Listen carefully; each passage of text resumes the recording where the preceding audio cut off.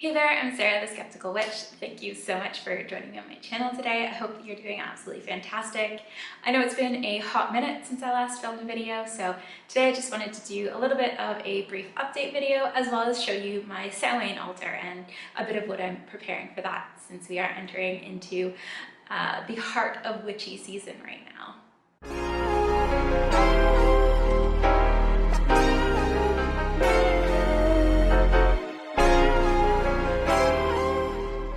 So it's probably been like a month or so since I last filmed a video, and there's a few reasons for that. I've been super busy with school, first of all. I actually just finished a Master's of Arts in English, so I am really happy to be done that. I defended my major research project and that went really well, so I'm super happy about that. So I just finished that kind of mid-September. And then I also started a PhD in religious studies, so that's been a lot of work that's been taking up pretty much all of my time as it would. But for the most part, it's pretty rewarding. I have to say I do love being a student. I am, a perpetual student, and that's just kind of who I am, what I love. And even though it's, a grind sometimes, and even though sometimes I get really stressed and really overwhelmed with everything and don't really do anything other than schoolwork for long stretches at a time, I still love it, really. And since I'm doing my PhD in religious studies, I get to look at one of the things that I'm most passionate about, which is kind of paganism, neo-paganism, and witchcraft. So that's going to be kind of my area of study where I'm taking this PhD, what I'm kind of getting into more. So I'm really excited to bring a lot of what I'm learning throughout the course of this PhD into my videos more and into my blog more, which I hope to write a lot more on this year as well. My partner and I also just moved at the end of September, so that was a lot. That was really busy, a lot of work, a lot of stress. I really hate moving. It's like one of my least favorite things to do, so that was not exactly a pleasant experience, but it's done now. We're here, we're settled in, we mostly have our house set up, our apartment, so it's good.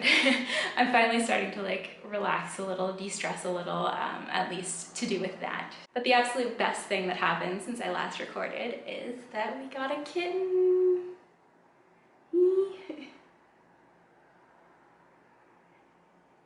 This is our little Freya. She's very cute, very tiny. She's 11 weeks right now, so very small. And yeah, she's absolutely amazing and we love her so much. She's very crazy, as kittens are, but also very sweet. She's really curious. She loves to kind of explore everywhere. She didn't hide at all when we first brought her home. She was really brave, just wandering everywhere, getting into everything she could. Everything's a toy to her, which is so adorable. She grew up in a house with 3 dogs and 4 small children, so she's pretty used to people and she's very sociable in that sense, which is great. She's very outgoing, very brave. And I've also noticed lately that my stress levels have gone down so much ever since we got Freya. And I think, animals are just good in general for stress, for helping with that kind of thing. Because, they're cute and they release endorphins and everything within us. But also, I think it's just helpful to have something else, someone else to kind of look after besides myself. So I'm not just kind of in my own head all the time, just kind of focused on what I need to get done, what I need to do, and stressing out about things. I can actually, take a break and play with her every now and then, and I think that really helps me de-stress so much. It's been really wonderful for that. So she's my little, witchy black cat.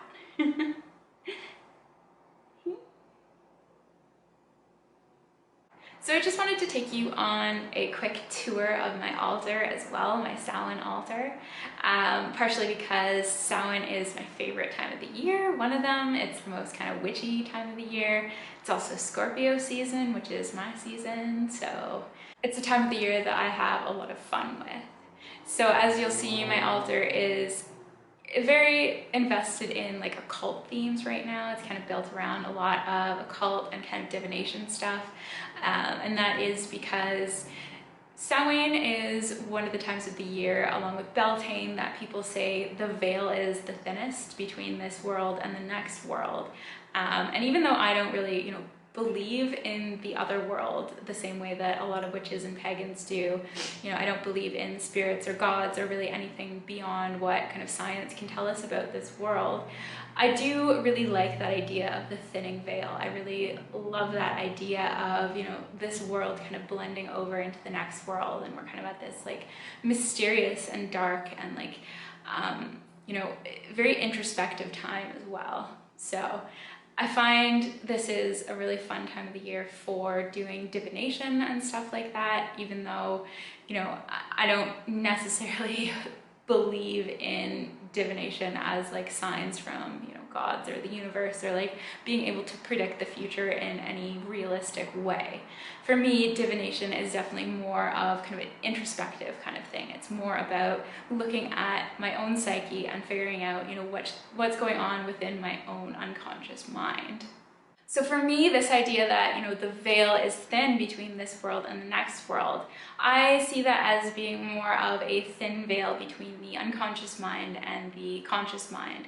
Or it's kind of a time for me to let go of the intellectual side of my being, the kind of more rational side of my being, and immerse myself in kind of the mystery and the unknown, and in introspection, and in kind of going into those shadowy places. So this time of the year is also, an important time for shadow work for me as well. So it's really about kind of going into those dark corners of the mind and kind of dealing with my own demons, my own monsters, my own, scary things that would typically be associated with kind of like Halloween or Samhain. Samhain is also a time of year for remembering the dead and honoring their spirits and honoring loved ones that we have lost. So that's really important for me around this time of year. I always, throughout the entire month of October, I wear this pendant that my grandmother gave me because she passed away a few years ago.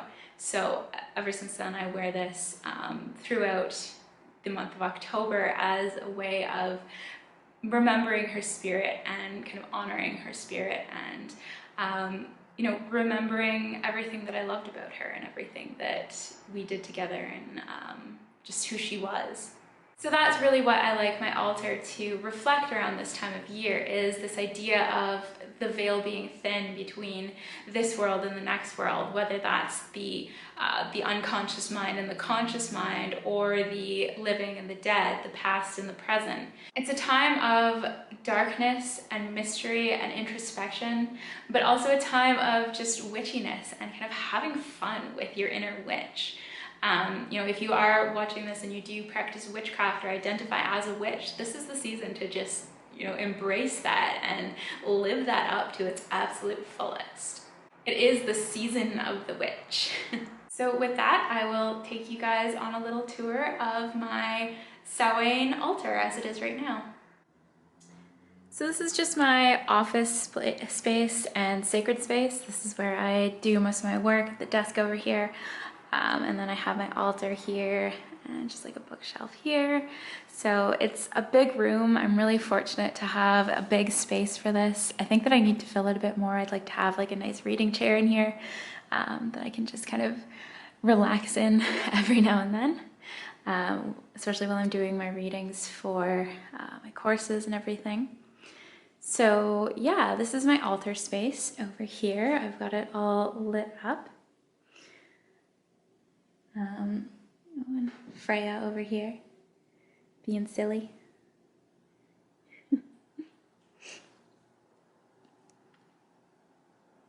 So yeah, this is my Samhain altar, my fall kind of altar. A lot of it is kind of similar to the last altar tour video that I did, my summer altar, so I'm not going to go into like detail about everything on the altar here. Just want to, I guess, take you on like a little tour of it and show you some of the things that I've got going on for the season. So up front, I have this like skull candle holder that I really love. I've had that for a couple of years now, and it's been like a staple of my Samhain altar. I also have a crystal ball. that I haven't attempted to use yet, but I am planning to very soon, probably as a part of my Samhain ritual. I'm also hoping to do a video on scrying soon as well, because mirror scrying is something that I really like to do around this time of year. I think it's a really fun and kind of spooky way of doing some pretty deep introspection and reflection.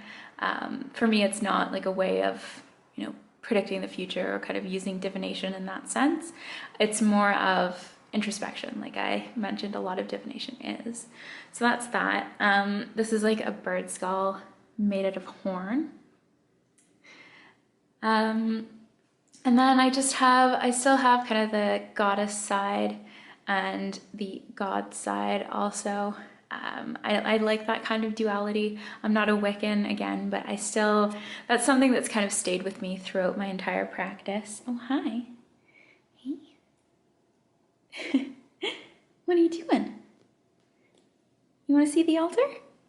Okay, but stay away from the fire. No fire for you. Yeah, and then over here I have just some symbolism for lost loved ones, I guess. So that is Tiger Lily. She was my first cat. I got her when I was like 11 years old. And she passed away a few years ago, so I keep that on my altar, especially around this time of year. The owl also represents my grandmother. Owls were something that she really loved, so I keep that on there for her, as well as one of her earrings. So I have that on there as kind of a representation of her and a way of remembering her, and kind of honoring her spirit and that kind of ancestry around this time of year. So I got that there. This is my moon crystal, just because it looks like a moon, kind of the shape of it. So that's on that side. This is kind of my moon side here, my goddess side and my moon side. And then over here is the god side and the sun side. So I have pyrite there to represent the sun, and then the sun tarot card picture up there as well. So I do like that kind of dualism aspect, but I also like to kind of challenge that in a way, which is why I have like these three main candles. So to me, they represent kind of duality on each side and like binary systems and kind of oppositions. But then the middle candle is there partially as a reminder that, things are never black and white. They're never, binaries are meant to be challenged, and things are never that simple. Also, right now, these three candles for me represent life, death, and rebirth, because this is really a season for thinking about that, especially the death aspect, which the black one represents for me right now. Things that die will be reborn, and that's a part of paganism and Wicca and all of that I really love and really connect with. So that's something that's kind of always represented on my altar. And these crystals as well, on each side I have a black one and a white one. So those ones, again, kind of represent that like dark and light, but also the balance between them. I have like some antlers back there as well that I like, and some mushrooms for, a bit of my inner psychonaut. And more candles over here, books, because I love to read, and it's kind of an integral part of my being is reading and writing. So those books kind of symbolize that for me. I have an incense holder here as well. It looks really cool when it's burning. I might show you that in a second. I don't have it going right now because I'm not entirely sure whether the incense I have is safe for cats. I know that some incense isn't so great for cats, can be kind of dangerous for them. So until I've done my research on the incense that I have, I don't really want to burn any with Freya around. She's just chilling out on my lap right now while I give this little altar to her. And I also have a Ouija board as my backdrop, because I think it's cool, and Ouija is, I don't know, spooky and like mystical, and it just goes with the whole like Samhain vibe and everything. So yeah, I have that one back there. I might, if I can find like a planchette for it, because I've lost the one that goes with this one, I might use that on Samhain as part of a ritual, maybe with my partner, get him involved in that. I think that would be a lot of fun. What else do I have here? Just like a cauldron back there, and then some herbs and such back there. So I have some spell bottles back there, as well as herbs. And then over here, I have some like old dog treats.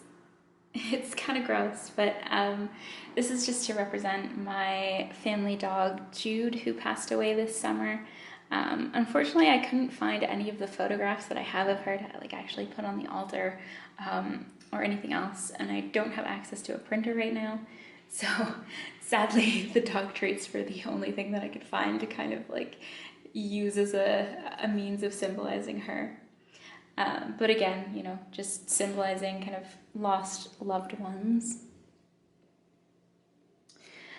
And then up here,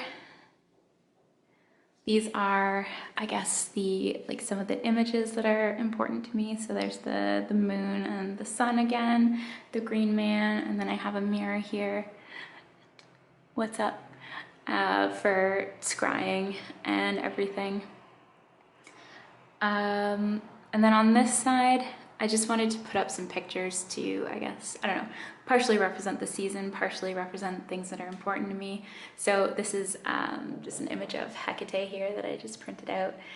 And yeah, she is the main goddess that I work with, especially around this time of the year. Samhain is really when I start to work with her again and really incorporate her into my practice. She's the goddess of witchcraft and the crossroads and magic, and yeah, I think she evokes a lot of the themes that I'm working with around this time of year. And then I also just have some like Pink Floyd images on here too. So this one's from The Wall and this one's from Dark Side of the Moon. And that's just because Pink Floyd is my favorite band, and I think that they're the band that their music has changed me the most out of like any music, and they impacted my life in a really big way at a really essential turning point in my life, and they continue to be like that kind of a spiritual constant in my life. And yeah, their music is just incredibly meaningful to me, so that's why I have them there.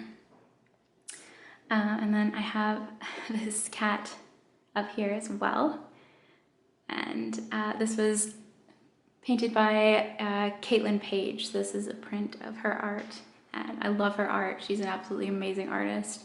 So this reminds me of Tiger Lily, my cat that passed away. So that's partially why I love this, and it's kind of like the center focal point of the images there above my altar. So this camera doesn't really do it justice. I've got some like orange lights strung up along here as well, if you can see. Yeah, it's kind of hard to see with the candles. But yeah, this is my Samhain altar. I know I didn't go into like too much detail about a lot of things, but that's because I have another altar tour that you can check out if you want to know anything more about the stuff that's on my altar. But yeah, I am very, very fond of this altar. I really like it. I think it's got some good spooky Samhain vibes, and having it all lit up like this has got me really excited to do my Samhain rituals and get it all going for that again. So I'm extremely excited for that, really looking forward to that. And yeah, that is my altar for this season. As always, thank you guys so much for watching. I hope you enjoyed this video. If you want, leave a comment about what you are doing for Samhain. I would love to know. Yeah, but otherwise, thank you and have an absolutely magical day.